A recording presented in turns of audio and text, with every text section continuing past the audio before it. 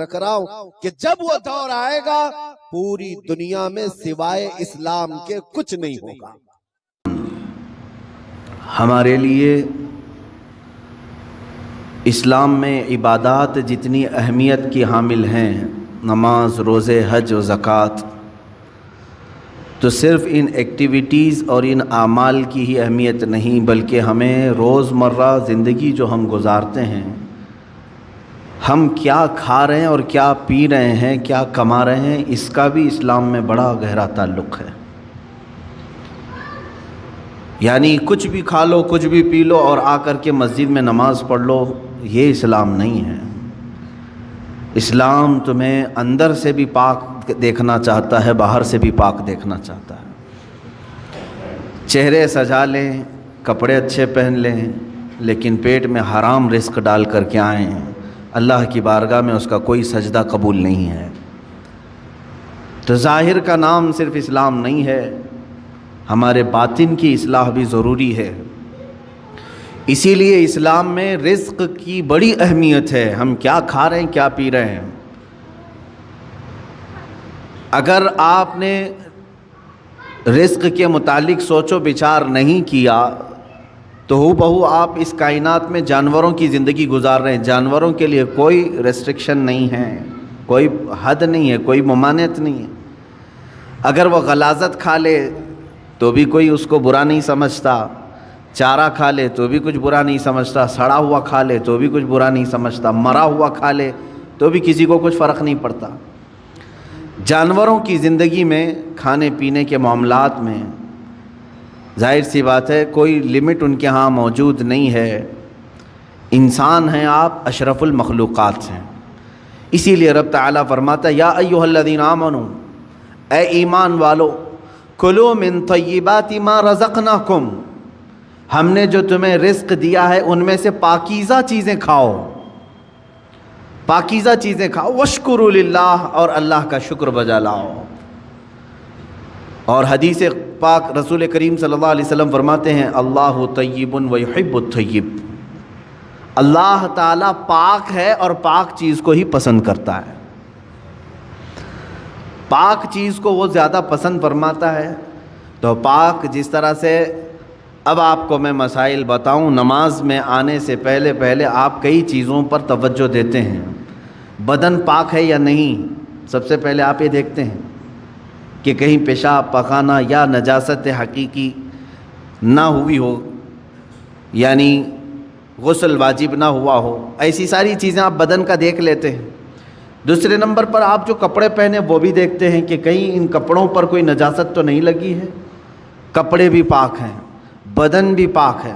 پھر جہاں نماز پڑھنے کے لیے کھڑے ہیں وہ جگہ دیکھتے ہیں یہ پاک ہے کہ نہیں ہے، کتنی پاکی کا اہتمام ہے۔ ایک نماز، ایک سجدہ ادا کرنے سے پہلے بدن کا غسل سے ہونا، وضو سے ہونا، کپڑوں کا پاک صاف ہونا، اور پھر اس جگہ کا بھی پاک ہونا ضروری ہے۔ یہ شرائط نماز میں سے ہے۔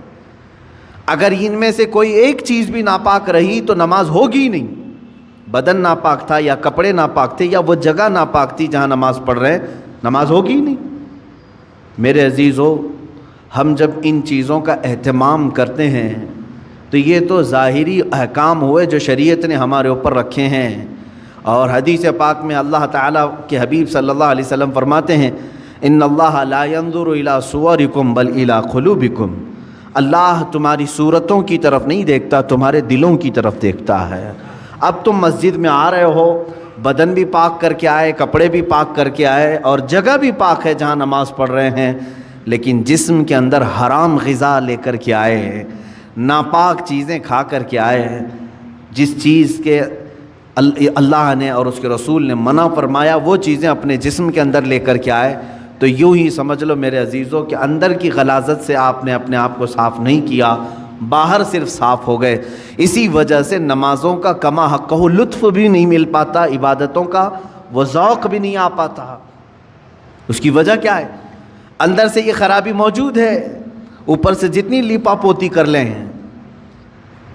اس کی مثال یوں ہی ہے، آپ نے اپنے جیب میں سڑے ہوئے گوشت کے ٹکڑے رکھے ہیں، مردہ رکھا ہوا ہے، ظاہر سی بات ہے ایک مردہ اور یہ سڑے ہوئے گوشت کی بدبو کتنی ہوتی ہے، یا غلاظت اپنی جیب میں رکھے ہوئے ہیں، اوپر سے عطر پر عطر لگا رہے ہیں، عطر پر عطر لگا رہے ہیں. جتنا بھی عطر لگاؤ وہ اندر کی غلاظت کی بدبو آ ہی جاتی ہے. اور کبھی ایسا ہوتا ہے کہ اس عطر کا بھی فائدہ نہیں ہوتا، وہ مکس ہو کر کے کوئی اور ہی بو بن جاتی ہے، کوئی اور ہی مہکانے لگ جاتی ہے.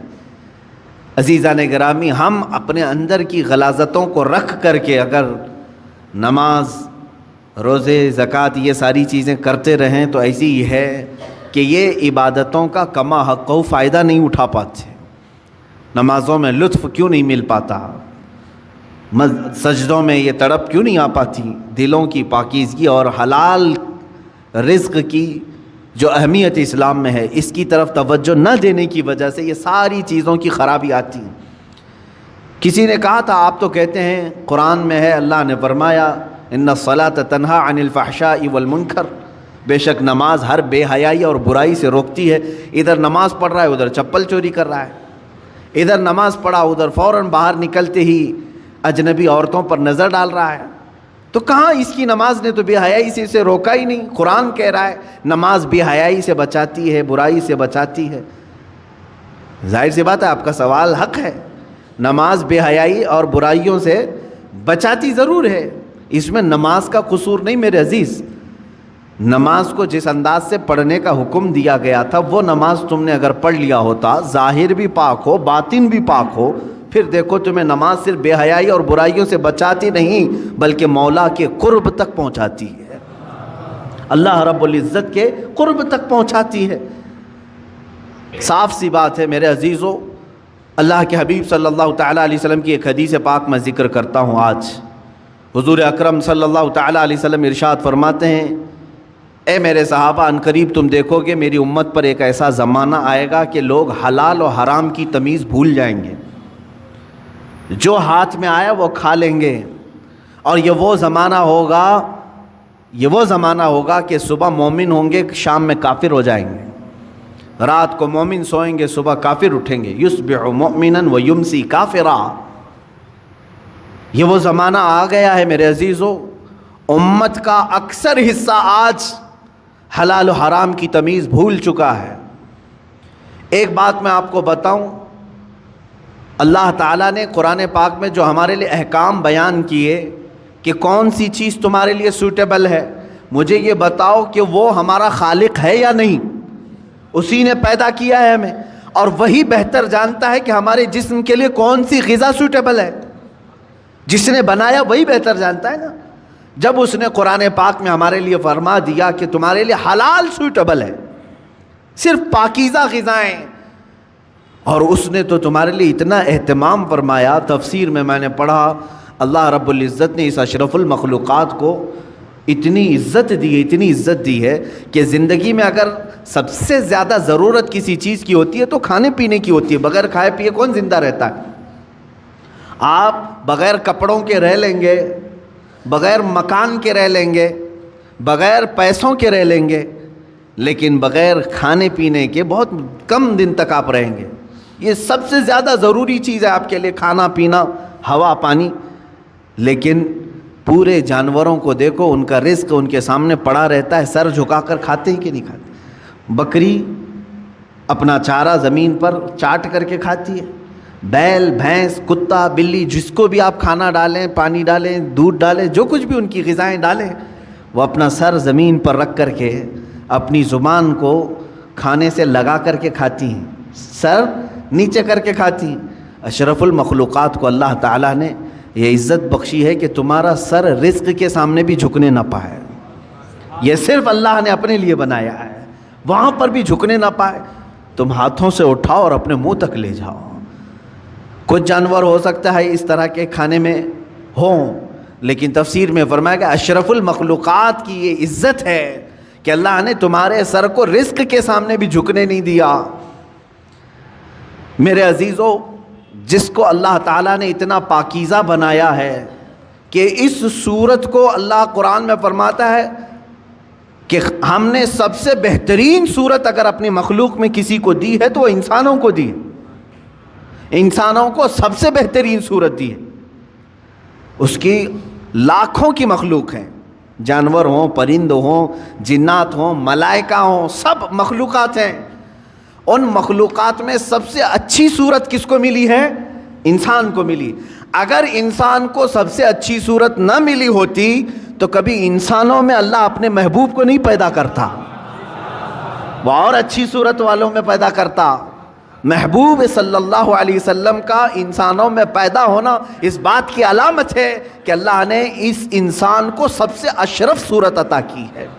اور یہ بھی روایت میں ملتا ہے کہ قیامت کے دن اگر یہ انسان غلطی کیے، کفر کریں، شرک کریں، برائیاں کریں، جہنم میں ان کو ڈالنا ہوا بھی، جہنم میں ڈالنا ہوا بھی تو اس شکل سے کوئی جہنم میں نہیں جائے گا، جہنمی کی صورت بدل دی جائے گی، جہنم میں جانے والے کی صورت بدل جائے گی۔ بلکہ فرمایا گیا کہ اگر وہ جہنمی، ایک جہنمی جس کے بارے میں کہا گیا ہے اگر وہ مکہ اور مدینے کے درمیان بیٹھ جائے تو اس کے دونوں ہاتھ پھیل جائیں گے، 450 کلومیٹر کا فاصلہ ہے، اتنا بڑا اور چوڑا اس کو بنا دیا جائے گا، اور اس کا صرف ایک کان ایک ہاتھی کے برابر، اس کے جبڑے پہاڑوں کے برابر ہوں گے۔ ایک جہنمی کی شکل اتنی بڑی بنائی جائے گی کیونکہ اسے عذاب چکھانا ہے، یہ چھوٹی چھوٹی صورتوں کے ساتھ نہیں۔ اب بتائیں محدثین نے اس شکل کے ساتھ جہنم میں کیوں نہیں ڈالا جائے گا؟ فرمایا گیا کہ اس لیے کہ اسی شکل میں اللہ نے اپنے محبوب کو پیدا کیا ہے۔ محبوب اکرم صلی اللہ تعالیٰ علیہ وسلم انسانی شکل میں ہیں، تو انسانی شکل کو اللہ تعالیٰ جہنم میں نہیں ڈالے گا۔ میرے عزیزو، میں بات یہاں پر یہ کر رہا ہوں کہ جس کو اللہ نے اشرف بنایا، اعظم بنایا، اجمل بنایا، خوبصورت بنایا ہے، اس کی زندگی کے لیے تو یہ ضروری ہے کہ اب وہ کیا کھا رہا ہے، کیا پی رہا ہے، اپنے سٹینڈرڈ کو دیکھ کر کے کرے، اپنے معیار کو دیکھ کر کے۔ تم اگر وہی چیزیں کھا رہے ہو جو کتا کھا رہا ہے تو فرق کیا رہ گیا تمہارے پاس؟ تم اگر وہی چیزیں کھا رہے ہو جو خنزیر کھا رہا ہے تو فرق کیا رہ گیا تمہارے؟ تم اشرف المخلوقات ہو، تمہیں اللہ نے پاکیزہ اور حلال چیزیں عطا کی ہیں۔ کیا کسی انسان کو غلاظت کھاتے ہوئے دیکھا آپ نے؟ اور اگر وہ کھاتا ہے تو عقل سے بہرا ہے، عقل سے پیدل ہے، انسانیت بھول چکا ہے۔ عزیزان گرامی وقار، جب ہم غلاظت، پیشاب، پاخانہ، گوبر نہیں کھا سکتے انسان، تو اسی طرح مسلمان کو اللہ تعالیٰ نے فرمایا تم سود نہیں کھا سکتے، تم جوا کے پیسے نہیں کھا سکتے، تم چوری کا مال نہیں کھا سکتے، اس لیے کہ یہ بھی غلاظت ہے، یہ غلاظت ہے، اور ایسی غلاظت ہے کہ بظاہر تمہیں نظر نہیں آئے گی لیکن تمہاری روح کو ہمیشہ کے لیے خراب کر دے گی۔ کچھ چیزیں زہر ہیں میرے عزیزو، پوائزن، اگر پوائزن پی لو تو ہو سکتا ہے کہ تمہاری جان چلی جائے، گوشت کے ٹکڑے گل جائیں، انتڑیاں کٹ جائیں، لیکن جو حرام پوائزن ہے، سود ہے، جس کو آپ فائنانس کہو، بڈی کہو، بیاج کہو، کہ کوئی بھی نام دے لو، شراب حرام کر دیا اللہ تعالیٰ نے، یہ پوائزن ہے، زہر ہے مسلمان کے لیے۔ جوا حرام کر دیا ہے شریعت اسلامیہ نے، اس سے جو بھی آمدنی ہوئی، جو بھی انکم ہوئی، یہ غلاظت ہے، یہ پوائزن ہے۔ یہ جب ہمارے پیٹ کے اندر جائے تو کیا ہوتا ہے جانتے ہیں؟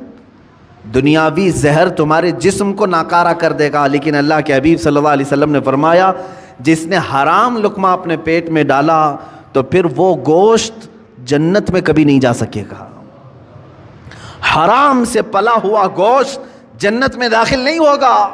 میرے آقا صلی اللہ علیہ وسلم نے فرمایا اس کے لیے سب سے بہترین چیز ہے کہ اس پیٹ میں جہنم کی آگ بھر دی جائے، دوزخ کی آگ ہی بھری جائے گی۔ اے مومنو، تمہارے لیے اللہ تعالیٰ نے جو راستے بیان کیے ہیں ان راستوں سے ہرگز نہ ہٹنا، ہرگز نہ ہٹو۔ قرآن پاک میں اللہ تعالیٰ نے ایک جگہ نہیں کئی جگہوں پر ارشاد فرمایا کہ تم زمین میں پھیل جاؤ، اللہ کا رزق تلاش کرو۔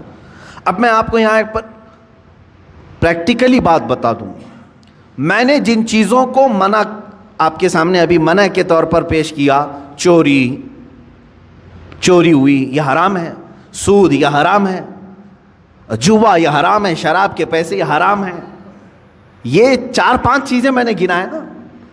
آپ کو میں بتاؤں اللہ تعالیٰ کی یہاں پر موجودہ نعمتوں میں حرام بہت کم ہے، حلال کی تعداد بہت زیادہ ہے، حلال کی تعداد بہت زیادہ ہے۔ لیکن جس کی روح بیمار ہو، جس کا خاتمہ خراب ہونا ہو، وہ بہت زیادہ حلال کو چھوڑ کر کے چھوٹے سے حرام کے ایک ہی دروازے کو پکڑنے کی کوشش کرتا ہے۔ حلال دروازے دنیا میں 100 کی تعداد میں، تو حرام دروازہ ایک ہی ہے، لیکن داخل اس میں آسانی سے ہونے کی کوشش کرتا ہے بندہ۔ قرآن پاک میں آپ دیکھیں اللہ نے فرمایا حرم الربا، سود کو اللہ نے حرام کر دیا، لیکن اس کے بدل میں کیا کیا حلال ہے، یہ کبھی سوچا آپ نے؟ سود حرام ہے، بڑھا کر کے پیسہ لینا، بیاج، یہ حرام ہے، اللہ نے فرما دیا، لیکن کیا اس کے علاوہ کوئی دوسرا راستہ ہے ہی نہیں پیسے کمانے کا؟ اللہ تعالیٰ نے فرمایا تجارت تمہارے لیے حلال ہے، ملازمت تمہارے لیے حلال ہے، کھیتی باڑی تمہارے لیے حلال ہے، نوکری تمہارے لیے حلال ہے۔ تم یہ تمام راستے، ایک سود کو حرام قرار دیا اور کئی راستے حلال کے اللہ نے خود تمہیں بتائے۔ مشارکت ہے، پارٹنرشپ کر لو، مزاربت ہے، نفع میں حصہ داری مقرر کر لو، یہ حلال طریقے بتائے۔ شراب کو اللہ نے حرام کر دیا تو کیا پوری دنیا کی پینے والی چیزیں سب حرام ہو گئی؟ ایک کو اللہ نے فرمایا حرام ہے شراب، جس سے نشہ آئے، بدلے میں اللہ تعالیٰ نے ہزاروں چیزوں کو رکھا۔ دودھ پی لو حلال ہے، شربت پی لو حلال ہے، مٹھائیاں کھا لو حلال ہے۔ حلال کی تعداد دنیا میں بہت ہے، حرام کی تعداد کم ہے، لیکن انسان جب شیطانیت پر اتر آتا ہے تو ہزاروں حلال کو چھوڑ کر تھوڑے سے حرام میں ہی جانا پسند کرتا ہے۔ سورہ قیامہ کی آیت ہے، اللہ رب العزت فرماتا بل یرید الانسان لیفجر امامہ، انسان یہ چاہتا ہے کہ اس کے سامنے بے حیائی کی جائے، وہ پسند اسی چیز کو کرتا ہے اکثر۔ تمہیں اللہ تبارک و تعالیٰ نے اگر کسی چیز کو دیکھنے سے منع فرمایا اجنبی عورتوں سے، تو کیا تمہارے لیے کوئی عورت دیکھنا حلال ہی نہیں ہے؟ تمہاری ماں کو دیکھنے پر کعبہ مکرمہ دیکھنے کا ثواب رکھا گیا، تمہاری بہنوں کو دیکھنا تمہارے لیے حلال رکھا گیا ہے، تمہاری بیویوں کو دیکھنا حلال رکھا گیا ہے، بلکہ ثواب بھی رکھا گیا ہے، تمہاری بیٹیوں کو دیکھنا تمہارے لیے حلال رکھا گیا ہے، ثواب بھی رکھا گیا ہے۔ ایک اجنبی خاتون کو دیکھنا حرام اللہ نے فرمایا ہے، تو ایسا نہیں کہ پوری دنیا کی عورتیں تم کو دیکھ نہیں سکتے۔ عزیزان گرامی وقار، حرام کی تعداد کم ہے اور حلال کی تعداد زیادہ ہے، لیکن جس کے اندر جس کا باطن خراب ہو چکا ہو اس کی طبیعت حرام کی طرف ہی مائل ہوتی ہے۔ اللہ کے حبیب صلی اللہ تعالیٰ علیہ وسلم کی ایک حدیث میں سناؤں آپ کو۔ موسیٰ کلیم اللہ علیہ الصلاۃ والتسلیم کوہ طور پر جا رہے تھے، ایک بندے کو آپ نے روتے ہوئے گڑ گڑاتے ہوئے دیکھا، وہ دعا کر رہا تھا، اور کیسے دعا کر رہا تھا، اتنا رو چکا تھا وہ کہ اس کے کپڑے بھیگ چکے تھے آنسوؤں سے، اس کے آنسوؤں سے کپڑے بھیگ چکے تھے، رو رو کر کے زار و قطار وہ دعائیں کر رہا تھا۔ موسیٰ علیہ السلام جلیل القدر پیغمبر ہے، انہیں ترس آ گیا اس پر۔ طور پر جانے کے بعد اللہ کی بارگاہ میں انہوں نے اس کی سفارش کی، اے مولا، وہ بندہ جو کوہ طور کے نیچے بیٹھا ہے تجھ سے اتنی دیر سے مانگ رہا ہے کہ آنسوؤں سے اس کے کپڑے تر ہو گئے ہیں، اس کی دعا سن لے مولا، اس کی دعا قبول کر لے۔ رب تعالیٰ نے فرمایا اے موسیٰ، مانگتے مانگتے اس کے ہاتھ آسمان کو پہنچ جائیں، روتے روتے وہ مر بھی جائے تو میں اس کی دعا قبول نہیں کروں گا۔ موسیٰ علیہ السلام نے عرض کیا مولا ایسا اس نے کیا کیا؟ رب تعالیٰ فرماتا ہے کہ اس لیے کہ اس کے بدن پر کپڑے حرام ہیں اور پیٹ میں لقمہ حرام ہے، حرام کا لقمہ اس کے پیٹ میں ہے اور حرام کا لباس اس کے جسم پر ہے، میں اس کی دعا کو اس کی موت تک قبول نہیں کروں گا۔ دعائیں نہیں جاتی ہیں، بار اجابت تک نہیں ٹکرائیں گی۔ دعاؤں کے قبول ہونے کی شرائط کبھی آپ نے پوچھا کسی سے جا کر کے؟ یہ شکایت تو سب کی ہے، بہت دعا کیا، بہت وظیفے پڑھے، اب تک کچھ بھی نہیں اثر ہوا، کچھ بھی نہیں قبول ہوا۔ کبھی اس کے نہ قبول ہونے کے علامات یا شرائط کیا ہیں دعا قبول ہونے کی، یہ آ کر کے کبھی آپ نے پوچھا؟ سب سے پہلی شرط ہے دعاؤں کے قبول ہونے کی، حلال کھائے اور سچ بولے، حلال کھائے اور سچ بولے۔ اللہ کے حبیب صلی اللہ علیہ وسلم نے ایک صحابی کو یہ عمل بتایا، کہا اگر تم چاہتے ہو کہ ہر دعا تمہاری قبول ہو جائے تو مستجاب الدعوات بن جاؤ، تو دو چیزوں کی پابندی کرنا، زبان سے سچ بولنا اور منہ سے حلال لقمے کھانا، پھر کوئی وظیفہ کرو نہ کرو اللہ تمہاری ہر دعا قبول کرے گا، مستجاب الدعوات بنو گے۔ یہاں آج وہ حدیث صادق آ رہی ہے میرے عزیزو، جو اللہ کے حبیب صلی اللہ علیہ وسلم نے فرمایا اے میرے صحابہ، ان قریب تم دیکھو گے امت پر میرے ایک ایسا زمانہ آئے گا کہ میری امت حلال و حرام کی تمیز بھول جائے گی، ختم کر دے گی۔ وہ زمانہ میں اب آنکھوں سے دیکھ رہا ہوں۔ آج امت مسلمہ کو پوری دنیا نے سودی کاروبار پر لگا کر رکھا ہے۔ حقیقت میں آپ کو بتاؤں، آج یہودیوں کا سب سے بڑا نظام، دجالی نظام، یہ کریڈٹ پر جو چل رہا ہے، سودی بینکوں کا جو نظام انہوں نے پوری دنیا میں متعارف کروایا، پوری دنیا سے انہوں نے حلال کا خاتمہ کرنے کی کوشش کی، اس میں مسلمان بھی ملوث ہو گئے۔ بینکوں کے مسائل الگ ہیں، لیکن تقریباً پوری دنیا کو انہوں نے سود پر لا کر کھڑا کر دیا، سود پر لا کر کھڑا کر دیا۔ اور سود کی نحوست ایسی ہے کہ جو بندہ اس میں ڈوب گیا وہ نحوستوں میں گرفتار ہو گیا۔ اللہ اور اس کے فرشتے اس بندے سے اپنی نظر ہٹا لیتے ہیں جو سود کی بلا میں ملوث ہو جاتا ہے۔ لیا ہے کسی سے سود پر پیسہ، استعمال کر رہا ہے اور بڈی بھر رہا ہے، اللہ تبارک و تعالیٰ اس بندے پر رحم نہیں فرمائے گا۔ لیکن یہ ہے، میں نے پڑھا ہے، سلطان عبد الحمید ثانی رحمۃ اللہ تعالیٰ علیہ، خلافت عثمانیہ کے ایک عظیم سلطان کا نام ہے، خلیفہ کا۔ ایک دن آپ نے اپنے وزیر سے کہا فلاں صاحب ہیں ان کو بلائیے۔ کوئی دکاندار تھے تو وزیر نے بلایا، وہ اندر آئے۔ سلطان نے اپنی جیب سے کچھ پیسے نکالے اور کہا کہ یہ آپ کا پورا ہو گیا، حساب کتاب صاف۔ بادشاہ وقت ہے، خلیفہ عبد الحمید ثانی، جس کی حکومت تقریباً آج کے 40 کنٹریز پر تھی، 40 ملکوں پر۔ وہ ایک بنیا سے دکان کے حساب کتاب کر رہا ہے اور پیسے واپس دے رہا ہے۔ وہ جب باہر نکلا بنیا تو وزیر نے پوچھا کہ آپ کو کیوں بلائے تھے خلیفہ اسلام، آپ کو کیوں بلائے تھے؟ کیا کہا؟ میرا ان کے اوپر کچھ قرضہ باقی تھا، مجھ سے انہوں نے قرضہ لیا تھا، وہ لوٹانے کے لیے بلائے۔ کہا وقت کا 40 ملکوں پر حکومت کرنے والا خلیفہ دکان کے ایک بنیا سے قرضہ لیا ہوا ہے؟ تو انہوں نے کہا ہاں، وہ بسا اوقات مجھ سے لیتے رہتے ہیں۔ اس کے بعد وہ چلا گیا، اس کی پریشانی بڑھ گئی۔ وزیر نے آ کر کے پوچھا کہ حضور یہ کیا معاملہ ہے؟ وہ سچ کہہ رہا ہے، آپ کو حقیقت میں ایسے چند سکوں کی یا پیسوں کی ضرورت پڑ گئی؟ میرے عزیزوں، سود کے بدلے میں اسلام نے کیا دیا ہے؟ بادشاہ خلیفہ سلطان عبد الحمید ثانی اللہ ان پر رحم فرمائے فرماتے ہیں، میں نے ایک حدیث پڑھی تھی اللہ کے رسول صلی اللہ تعالیٰ علیہ وسلم کی، کہ بندہ اپنی ضرورتوں کے تحت اگر کسی سے قرض حسن لیتا ہے تو ادا کرنے کی نیت ہو، لیا ہے ادا کرنے کی نیت ہو، تو ادا کرنے کے زمانے میں جتنی دن تک وہ کوشش کرتا رہے گا، اللہ کے نزدیک وہ رحم کرنے والا بندہ پایا جائے گا۔ خصوصی نظر اللہ کی اس پر ہوگی کہ یہ بندہ قرض میں ڈوبا ہوا ہے لیکن دینے کی نیت کیا ہوا ہے۔ میں ہمیشہ اس بنیا سے تھوڑے سے یہ قرض اس لیے لے لیتا ہوں کہ اللہ مجھ پر نظر رکھے، اللہ رب العزت مجھ پر نظر خاص رکھے، کیونکہ اس بندے پر اللہ رحم فرماتا ہے ہاں دینے کی نیت کیا ہو۔ اور حدیث پاک میں یہ بھی ہے کہ قرض لیا ہے دینے کی نیت سے اور وہ کوشش میں لگ گیا دوسرے ہی دن سے مجھے دینا ہے مجھے دینا ہے، فرمایا اللہ تعالیٰ سارے فرشتوں کو اس کی مدد میں لگاتا ہے کہ اس کے لیے راستے کھول دو، کہیں سے بھی آ جائے اس لیے کہ اس کا بوجھ اتر جائے۔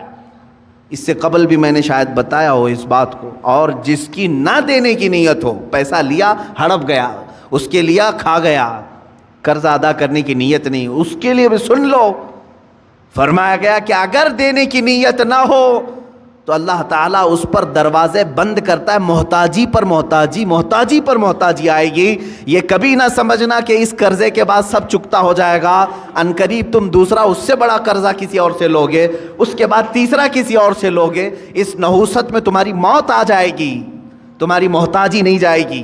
ایک قرض اگر چکانے کی نیت نہ ہو، 100 قرضوں کا بوجھ تمہارے اوپر آ جائے گا، ذلیل ہو کر کے مریں گے دنیا سے۔ قرض ادا کرنے کی اگر نیت نہ ہو تو اس کے لیے وعید ہے۔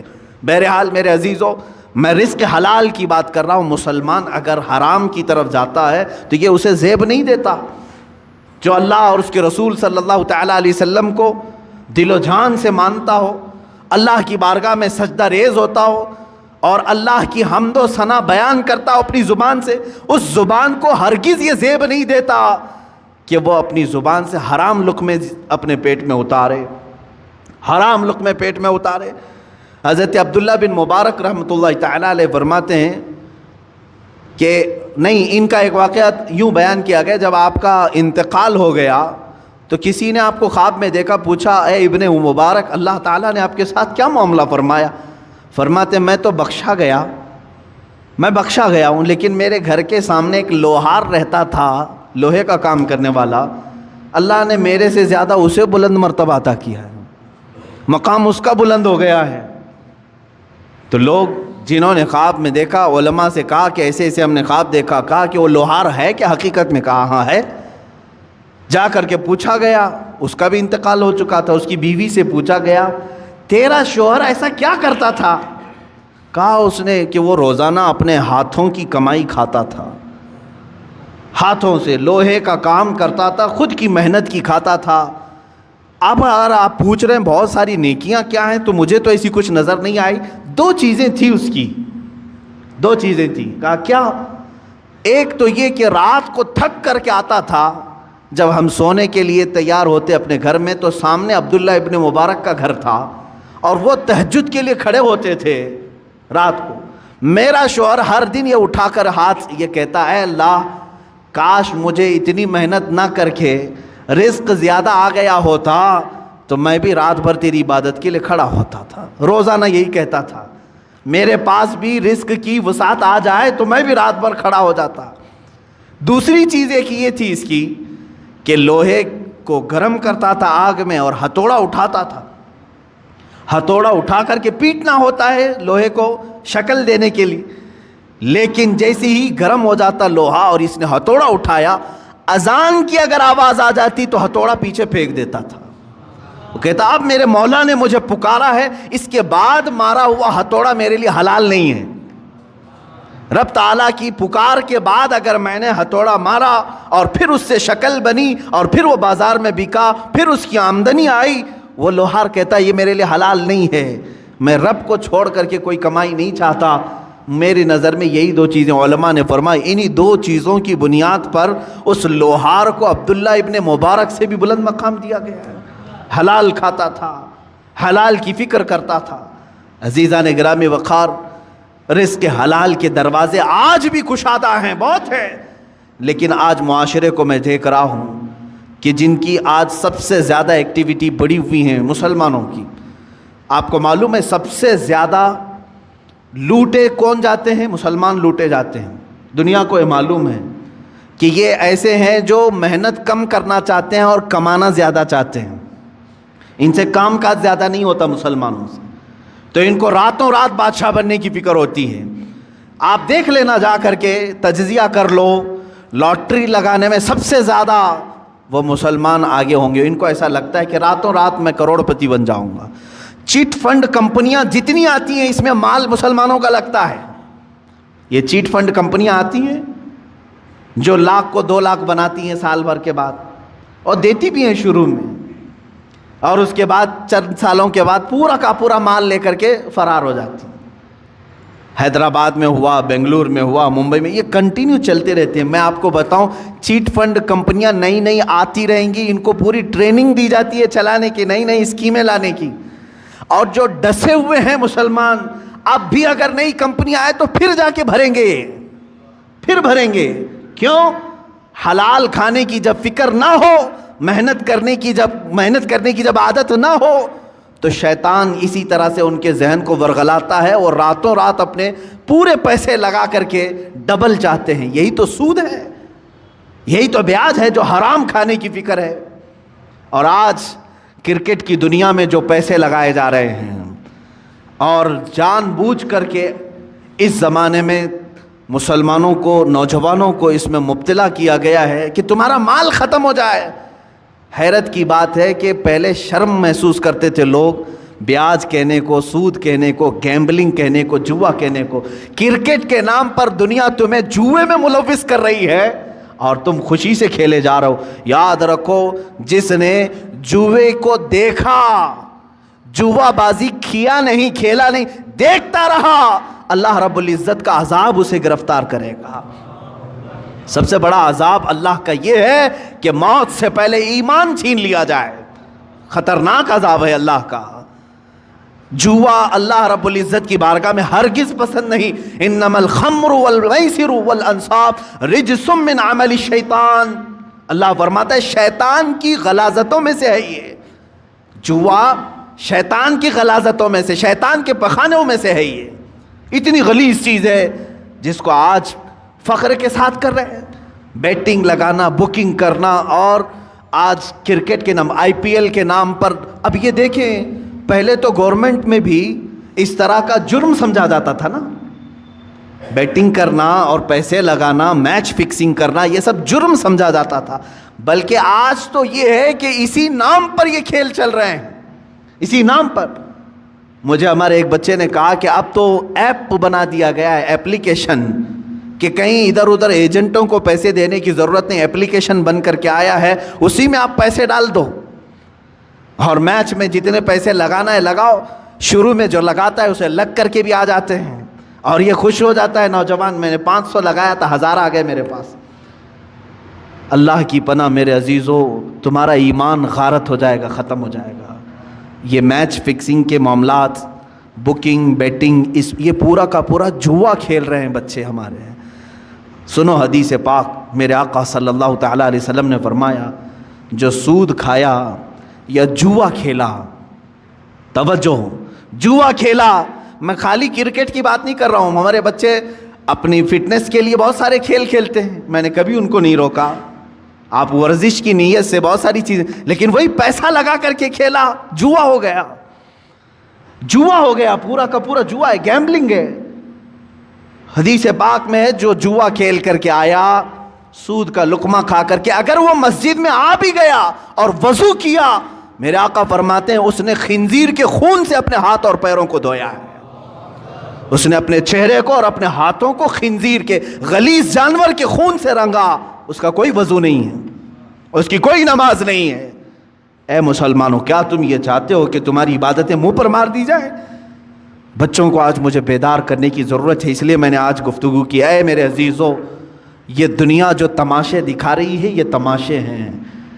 یہ جو دنیا لہو و لعب کی باتیں کر رہی ہے، قرآن نے بہت پہلے فرما دیا، انما الحیات الدنیا لہو و لعب، دنیا کی پوری زندگی کھیل کود ہے، تماشا ہے۔ چند دنوں کے بعد ویرانی آ جائے گی، چند دنوں کے بعد سناٹا ہے۔ بعض بزرگوں نے یہ فرمایا پوری دنیا کی مثال اسٹیڈیم کی طرح ہے، کھیل کی طرح ہے، پلیئرز آ رہے ہیں، لوگوں کے دیکھنے کی بھیڑ جمع ہے، آوازیں ہو رہی ہیں، کھیل ختم ہوا، ساری سیٹیں خالی، پلیئر بھی چلے گئے، بچا کیا؟ خالی گراؤنڈ۔ تمہاری زندگی دنیا میں ایسی ہی ہے، تم آئے ہو ہنسی خوشی کھیل کود سب چیزوں میں اپنی زندگی ختم کیے، اچانک ملک الموت کا پنجہ پڑے گا، اور پھر جب تم قبرستان میں لے جائے جاؤ گے تو سارا کا سارا سناٹا ہوگا، کچھ نہیں، اب دنیا کا شور شرابہ کچھ نہیں، وہاں پھر سزا دینے والے فرشتوں کی چنگار سنائی دے سکتی ہے۔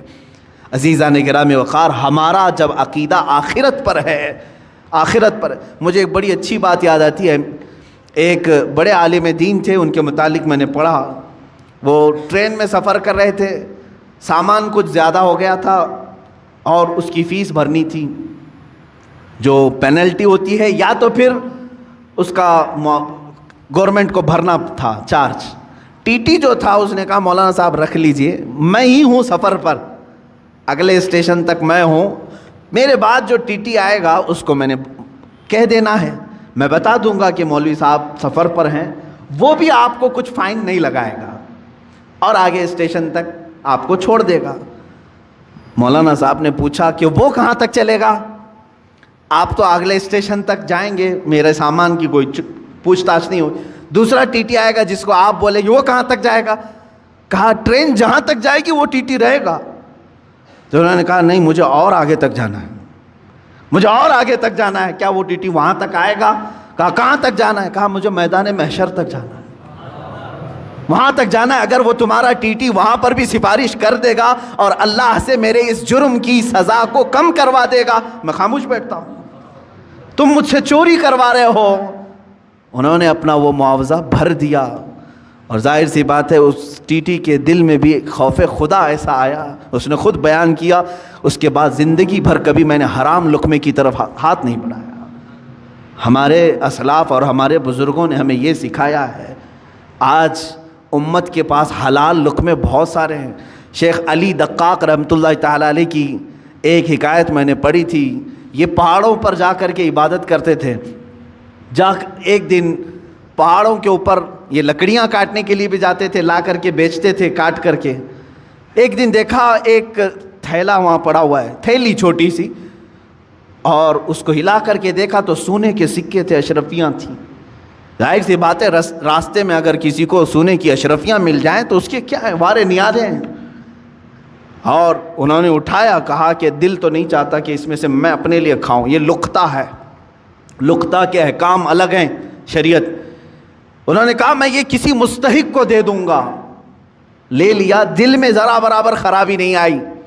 نیچے آئے, پہاڑ سے اتر کر کے دیکھا ایک حبشی غلام کالا, جس کے ہونٹ چوڑے تھے, معذور تھا, ہاتھ نہیں تھے پیر تو تھے, معذور شخص تھا, بیٹھا ہوا تھا, پسینے میں شرابور تھا. شیخ علی فرماتے ہیں مجھے لگا اس سے زیادہ مستحق کون ہوگا, اس کے پاس کھانے پینے کی کوئی چیز نہیں, کچھ نہیں. آپ لے جا کر کے وہ سونے کے سکے والی جو تھیلی ہے, اشرفیوں کی تھیلی, اس حبشی غلام کو دے دیتے ہیں, لے تو اپنے خرچے کر, اس میں مزے کے ساتھ زندگی گزار. اس حبشی نے کہا اے علی دقاق, لے جاؤ اس کو, جہاں سے اٹھایا وہیں رکھو, پچھلے 1 سال سے روزانہ میں دیکھ رہا ہوں, پچھلے 1 سال سے میں اس کو روزانہ دیکھ رہا ہوں, آج تک ہاتھ نہیں اٹھایا. میرے عزیز و شیخ علی دقاق فرماتے ہیں کوئی حبشی غلام وہ اس زمانے کے قطب تھے جنہوں نے ہاتھ لگانے کو بھی منع فرمایا. آج ہم ان اسلاف کی روشنیوں کو بھول کر کے دنیا جو ہمیں ہے یہ کرشمے دکھا رہی ہے اس کے پیچھے پڑ گئے. موبائل اپلیکیشن میں اگر تمہیں پیسے بھرنے کی بات آ گئی, سوچا آسانی سے بھر دوں گا, کوئی نہیں دیکھ رہا ہے, میں میچ میں بیٹنگ لگا دوں گا, کسی ایجنٹ کے پاس نہیں گیا, اسی اپلیکیشن میں بھر دیا, 500 کون دیکھ رہا ہے, میرے اکاؤنٹ سے کٹ گئے. یاد رکھو اللہ رب العزت علیم و خبیر ہے. لا تأخذہ سنۃ ولا نوم, جس کے پاس تمہیں فیصلہ دینا ہے اسے تو اونگ بھی نہیں آتی, نیند بھی نہیں آتی. ہم سے بچ لو گے, آج دنیا سے بچ لو گے, دوست و احباب کو چھپا کر کے تم جوا کھیل لو گے, لیکن دوست و احباب تمہارا نہ فیصلہ کرنے والے ہیں نہ تمہیں سزا و جزا دینے والے ہیں. جس کے پاس فیصلہ ہونا ہے اس کی تو شان یہ ہے کہ اسے اونگ بھی نہیں آتی, وہ غافل بھی نہیں ہے کسی چیز سے, تمہارے حالتیں, تمہارے دل کی خبریں وہ سب جان رہا ہے. تو یاد رکھو جو نوجوان اس آفت اور بلا میں ملوث ہو گئے ان کے لیے میں کہوں گا کہ تمہارے لیے دردناک عذاب ہے, دردناک عذاب ہے. یہ راستہ جو تم نے چنا ہے یہ اسلامی راستہ نہیں ہے.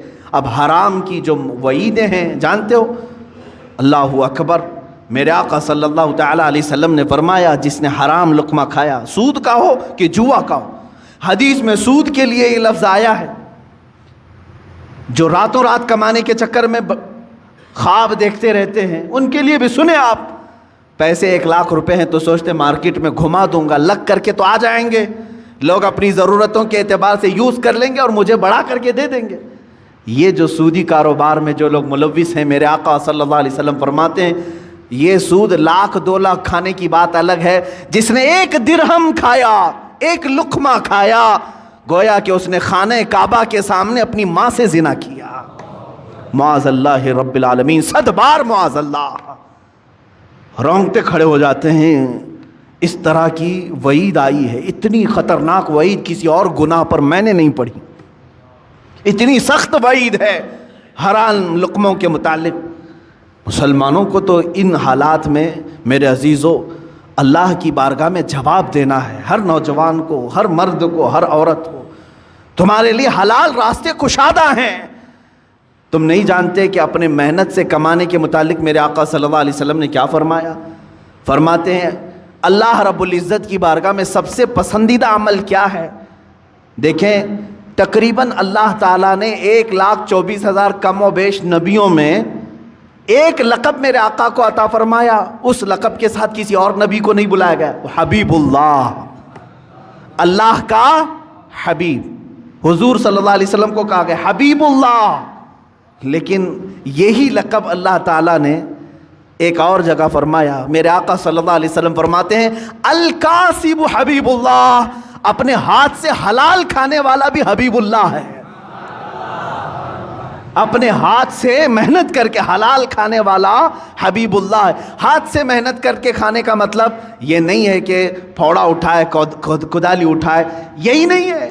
ہاتھ سے محنت کرنے کے بہت سارے معاملات ہیں۔ تم آفس میں بیٹھ کر کے ورک کر رہے ہو، یہ بھی محنت ہے تمہاری۔ تجارت کے دیکھ ریکھ کر رہے ہو، یہ بھی محنت ہے تمہاری۔ لیکن حرام راستے پر نہ گیا ہو، کاشتکاری کرنے والا حلال کما رہا ہے، ٹھیلا کھینچنے والا حلال کما رہا ہے۔ عزیزان گرامی، حلال کمانے میں کبھی اپنے آپ کو ہلکا بھی مت جاننا کہ عیب ہے یہ۔ قلیوبی میں نے ایک حکایت پڑھی، اللہ اللہ، میرے آقا صلی اللہ تعالیٰ علیہ وسلم کے متعلق، اے نوجوانوں، تم راتوں رات بیٹھ کر کے پیسے لگا کر کے اپنے گھر میں حرام کے لیے دروازے کھول رہے ہو۔ سنو، اپنے اس آقائے امت صلی اللہ علیہ وسلم کی بارگاہ میں، سید الانبیاء، سید المعصومین، سید الاصفیاء، حبیب کبریا صلی اللہ تعالیٰ علیہ وآلہ وصحبہ وبارک وسلم حسنین کریمین کے گھر آئے ہیں، دیکھا بچے بھوکے ہیں۔ سیدہ نے کہا کہ ابا جان، گھر میں کوئی چیز نہیں ہے، کھجور تک نہیں ہے بچوں کو کھانے کے لیے۔ حضور اکرم صلی اللہ علیہ وسلم نے کیا فرمایا؟ اے فاطمہ، میں جاتا ہوں، دیکھتا ہوں کہ کوئی مزدوری مل جائے تو میں کروں گا اور کما کر کے لاؤں گا۔ کون کہہ رہا ہے؟ اللہ کے حبیب صلی اللہ علیہ وسلم۔ مولانا شہاب الدین قلیوبی نے یہ حکایت لکھی ہے، فرماتے ہیں کہ میرے آقا صلی اللہ تعالیٰ علیہ وسلم مدینے کے باغیچوں کو دیکھتے ہوئے گئے۔ دور ایک باغیچے کے پاس آپ نے دیکھا کہ ایک مالک باغیچے کا پانی کنویں سے نکال کر کے ڈال رہا تھا درختوں پر۔ حضور اکرم صلی اللہ تعالیٰ علیہ وسلم نے ارشاد فرمایا، کیا مجھے یہاں تیرے باغیچے میں کوئی کام مل سکتا ہے؟ اس نے کہا ہاں، تم میرے اس کنویں سے ڈول گھڑا پانی بھر کر کے درختوں پہ ڈالو، میں بدلے میں کھجوریں دوں گا۔ ایک گھڑا پانی ڈالو گے تو 2 کھجوریں دوں گا۔ اللہ کے حبیب صلی اللہ تعالیٰ علیہ وسلم نے رسی لی، اس گھڑے کو باندھا، ڈول کو باندھا اور پانی کھینچنا شروع فرمایا، اور اپنے ہاتھوں سے اٹھایا اور درخت پر ڈالا، درخت کو سینچا، 2 3 4 درختوں کو سینچا۔ چوتھی یا تیسری مرتبہ رسی ٹوٹ گئی اور گھڑا ڈول کنویں میں گر گیا۔ یہ اللہ کے حبیب صلی اللہ تعالیٰ علیہ وسلم کی بات کر رہا ہوں۔ میرے عزیز بچوں، نوجوانوں، جب تمہارے ہاتھ میں حرام کاریاں شیطان دے دے تو میرے نبی کو یاد کر لینا اس دن۔ میں آج کیا کر رہا ہوں؟ مدینے کے تاجدار صلی اللہ تعالیٰ علیہ وسلم اپنے ہاتھ سے رسی کھینچ کر کے، ان کو تو اللہ جنت کے دسترخوان اتارتا تھا، لیکن اپنی امت کے لیے میرے آقا نے یہ درس دیا۔ رسی ٹوٹ گئی، گھڑا اندر گر گیا، باغیچے کا مالک نہیں جانتا تھا، آیا اس نے ہاتھ اٹھا دیا، مزدوروں کے ساتھ جس طرح کیا جاتا ہے۔ اللہ کے حبیب صلی اللہ تعالیٰ علیہ وسلم نے جواب نہیں دیا، میرے آقا صلی اللہ تعالیٰ علیہ وسلم نے جواب نہیں دیا، اس لیے کہ میں مزدوری کر رہا ہوں یا کام کر رہا ہوں۔ آپ نے گھڑے کو نکالا، پھر رسی کو باندھ کر کے اس کو دے دیا۔ غالباً اس دن 6 یا 8 کھجوریں ملی، وہی لے کر کے حسنین کریمین کو کھلانے کے لیے میرے آقا تشریف لائے، گھر میں تشریف لائے، وہی کھجوروں کے ساتھ۔ کائنات کا آقا و مولا اپنے ہاتھوں سے کما کر کے اپنے بچوں کو کھلا سکتا ہے، اور تم راتوں میں بیٹھ کر کے گیمبلنگ کر کے، جوئے کھیل کر کے اپنے گھر کو جہنم کی آگ سے بھرنا چاہتے ہو۔ کیسی امت ہے میرے آقا کی۔ حضور اکرم صلی اللہ تعالیٰ علیہ وسلم نے کسی کو یہ چیز بیان نہیں کی، لیکن جس نے ہاتھ اٹھایا تھا اس کے بعد اسے احساس ہونے لگا، کسی حسین چہرے پر میں نے ہاتھ اٹھایا ہے، چاند جیسا کوئی میرے باغیچے میں اترا تھا۔ بعد میں بے قراری اتنی بڑی کہ جو گزرتا تھا اسے پوچھتا تھا کہ ایک ایسی شخصیت میرے ہاں آئی تھی، کون ہے یہ؟ لوگوں نے کہا کہ وہ تو محمد رسول اللہ تھے صلی اللہ علیہ وسلم۔ اس نے کہا وہی ہے؟ کہا ہاں۔ اس نے ندامت اور شرمندگی کی وجہ سے تلوار اٹھائی اور اپنا ہاتھ کاٹ دیا۔ کہا مجھے اس ہاتھ کی ضرورت تھی، میں نے ہاتھ اٹھا دیا۔ اسی حالت میں وہ مسجد نبوی آیا، اللہ کے حبیب صلی اللہ تعالیٰ علیہ وسلم کے پاس شام کے وقت آیا، زاروں قطار رونے لگا، مجھ سے گستاخی ہو گئی، میں نہیں جانتا تھا، ہاں میں نے کبھی یہ نہیں سوچا تھا کہ اللہ کا رسول باغیچے میں میرے آ کر کے ڈول سے پانی سینچے گا، پانی نکال کر کے درختوں پر ڈالے گا۔ اللہ کے حبیب صلی اللہ علیہ وسلم نے کسی کو کچھ نہیں کہا، اس کے ہاتھ کو لے کر کے پھر سے مونڈے سے جوڑا اور اپنا لعاب پاک لگا کر بھیج دیا، صحیح ہو گیا وہ بندہ۔ میں نے قلیوبی میں یہ بات پڑھی ہے، صرف اس لیے عرض کرتا ہوں آج بچوں کو، نوجوانوں کو، تم کو شیطان یہ راستہ دکھاتا ہے کہ تم جہنم کی آگ اپنے گھروں میں، اپنے برتنوں میں، اپنے پتیلیوں میں بھر دو حرام رزق سے، اور اللہ کا حبیب صلی اللہ تعالیٰ علیہ وسلم تمہیں یہ درس دیتا ہے، رسول کریم صلی اللہ علیہ وسلم تمہیں یہ راستہ دکھاتے ہیں کہ تمہارا گھر حلال کی برکتوں سے منور ہو جائے، تم کھاؤ نور پیدا ہو۔ جس کے گھر میں حلال رزق ہوتا ہے اس کو عبادتوں کا ذوق بڑھ جاتا ہے، اس کے سجدوں میں لذت زیادہ ہو جاتی ہے، وہ مسجد سے نکلنے کی خواہش کبھی نہیں کرتا، وہ اللہ کی بارگاہ میں ملاقات کی خواہشیں زیادہ کرنے لگ جاتا ہے۔ حلال جب جسم کے اندر نہ ہو تو پھر اس کے پیٹ میں غلاظتیں ہی زیادہ، افکار و نظریات خراب، پراگندہ اور ہمیشہ حرام کاری کرنے کی خواہشیں پیدا ہونے لگتی ہیں۔ سیم یہی مثال ہے کہ اس پیٹ میں تم غلاظت ڈالو گے، ہاتھوں اور پیروں سے غلیظ کام ہی ہوں گے۔ حلال لقمے ڈالو تو آنکھوں سے بھی نور چمکے گا، زبانوں سے بھی شہد ٹپکے گا، ہاتھوں اور پیروں سے بھی نیکیوں کے کام ہوا کریں گے۔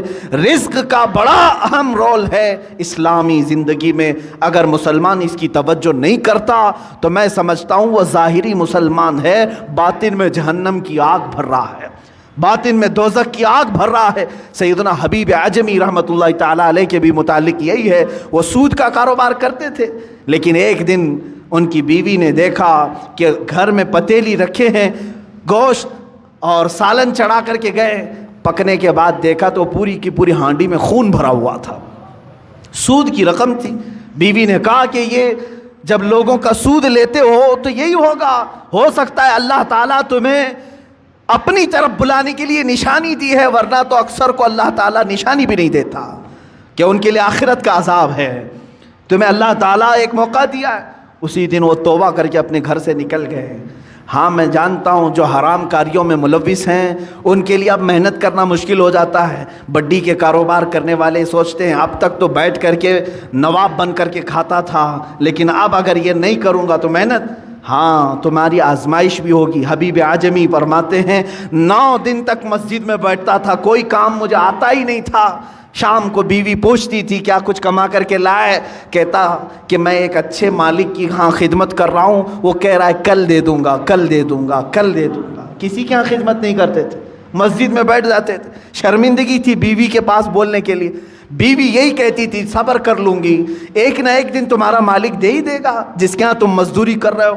9 دن ہو گئے، پیر بھاری ہو گئے تھے گھر جانے کے لیے کہ آج بھی بیوی پوچھے کہ آج کچھ مزدوری ملی کہ نہیں ملی، کیا بولوں گا؟ لیکن گھر پہنچے تو دیکھا گھر میں روشنی ہے، دسترخوان بچھا ہے، طرح طرح کے کھانے بنے ہوئے ہیں، گھر میں 1 روپیہ نہیں تھا۔ بیوی سے آ کر پوچھا یہ سب کہاں سے آئے؟ کہا تم جس کے ہاں مزدوری کرتے ہو اسی کمپنی کا ایک خادم آیا تھا، سارے کھانے دے کر کے گیا ہے اور کہا اے خاتون اپنے شوہر سے کہہ دینا اس کی خدمت مالک کو بہت پسند ہے۔ مالک نے یہ کہا اور خدمت کرے گا اور مزید نعمتیں دیں گے۔ حبیب اعجمی چیخ پڑتے ہیں، کہتے ہیں میں جس کے ہاں خدمت کر رہا ہوں وہ کوئی نہیں جانتا، میری بیوی بھی نہیں جانتی۔ اسی دن اپنے گھر سے نکل گئے اور فنا فی اللہ کا مقام حاصل کیا۔ حضرت حبیب اعجمی رحمۃ اللہ تعالیٰ علیہ بغداد کے ان مشہور اولیاء کاملین میں شامل ہوئے جن کی بارگاہ میں حضرت فضیل بن عیاض بلکہ سرکار بغداد غوث اعظم عبد القادر جیلانی رضی اللہ تعالیٰ عنہ بھی ادب سے نام لیا کرتے تھے۔ جب تم حرام کو چھوڑو گے اللہ تعالیٰ حلال 1000 دروازے کشادہ بھی کرے گا، کھولے گا تمہارے لیے۔ عزیزان گرامی، میں یہی آخری میسج دینا چاہوں گا جو بھی مجھے سن رہے ہیں، اے نوجوانوں توبہ کرو، سچی توبہ کرو۔ دنیا تمہارے مال سے اور تمہارے پیسوں سے اپنی اینٹیں بنا رہی ہیں اور تمہیں اس کا ذرا برابر بھی شعور نہیں ہے۔ تم ہر جگہ لوٹے جا رہے ہو، ہر جگہ تمہارے اس مال کے ساتھ کھلواڑ ہو رہا ہے۔ چٹ فنڈ کمپنیاں آتی ہیں تمہیں لوٹ کر کے جاتی ہیں، لٹیرے آتے ہیں تمہارے محلوں میں 1 لاکھ کو 2 لاکھ کرنے کے بہانے سب کے پیسے لے کے بھاگ جاتے ہیں۔ کاروبار کاروبار میں اس طرح کا منافع دینے کی وعدے کرتے ہیں، اتنے بھر دو، اتنے % تم کو ہر مہینے ملتا رہے گا، وہاں پر تم لوٹے جاتے ہو۔ میچ کوئی اور کھیل رہا ہے، پیسے تمہارے جا رہے ہیں، کوئی اور کھیل رہا ہے، پیسے تمہارے جا رہے ہیں۔ یہ سب کیا ہے؟ تمہارے حلال کمائی کو دنیا نگل جانا چاہتی ہے۔ یاد رکھو اللہ رب العزت کی بارگاہ میں ہر چیز کا حساب ہوگا۔ اللہ کی بارگاہ میں دعا ہے مولا ہم سب کو حلال کھلائے اور حلال پر ہی خاتمہ فرمائے۔ مولا ہمارے گھر کے ہر دروازے کو حلال دروازہ بنا، ہمارے ہر لقمے کو حلال لقمہ بنا۔ اے قدیر و جبار خدا، حلال لقمے کی برکت سے ہماری زبانوں میں نور عطا فرما، ہماری آنکھوں میں سرور عطا فرما، دلوں میں تقوی عطا فرما، ہاتھوں پیر سے نیکیوں کی خیرات عطا فرما، ہمارے ذہن میں برے وسوسات اور خیالات سے ہمارے ذہنوں کی حفاظت فرما۔ اے کریم خدا، جو بچے بھٹک چکے، بہک چکے اور آج اس طرح کی گیمبلنگ میں، جوئے میں لگے ہیں، اے کائنات کے مولا ان نوجوان بچوں کو تو راہ راست عطا فرما، صراط مستقیم پر گامزن فرما دے، انہیں حبیب کبریا کی محبت سلیم عطا فرما۔ مولا ہماری دعاؤں کو نالین مصطفیٰ کی برکت سے قبول و مقبول فرما۔ وآخر دعوانا ان الحمد للہ رب العالمین۔